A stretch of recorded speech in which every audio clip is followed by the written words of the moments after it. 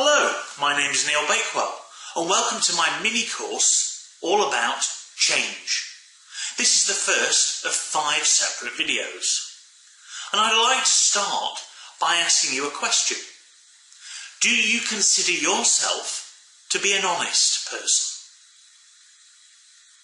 Now I'm pretty sure that the answer you would have given was yes. But I'm about to cause a little bit of controversy and I'm going to say I'm not entirely convinced that you are. Now wait. Before you switch the video off in disgust at my blatant rudeness, let me explain where I'm coming from.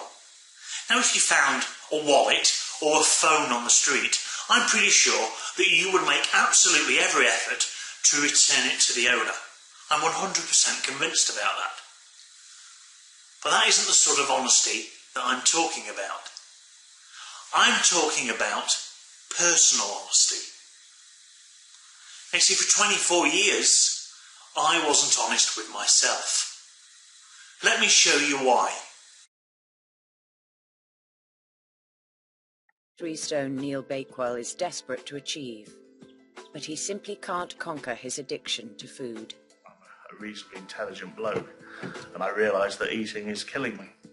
But it's not as easy for somebody who perhaps hasn't got this problem to actually say, oh, stop eating and do some more exercise. And I think that it's that addictive side to the problem that people who aren't my size can't really grasp.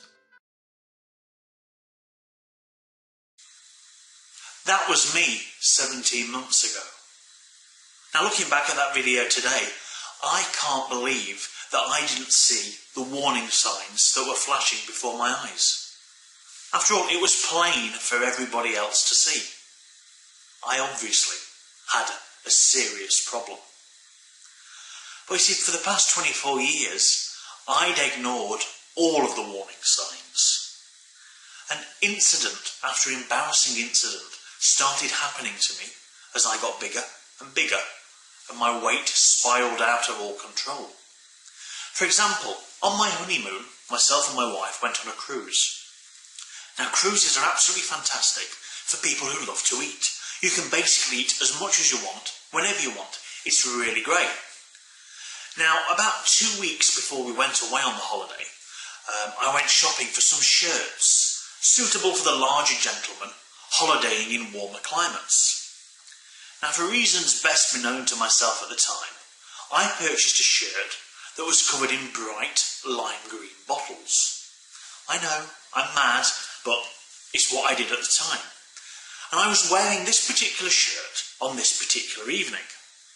Now we'd just finished wading through our 6-course evening meal and we were heading towards the theatre to watch the evening's entertainment. Now theatre seats and the larger gentlemen don't tend to mix. Not only is there a width issue, but I'm 6'5" as well, so I've also got a legroom issue. So in order to eradicate at least one of those 2 problems, we decided to sit on the very front row. About 2 minutes before the performance started, I heard a sharp cracking sound. Suddenly, I found myself sat on the floor. My wife hung her head and slumped lower in the seat next to her. I'd broken the chair.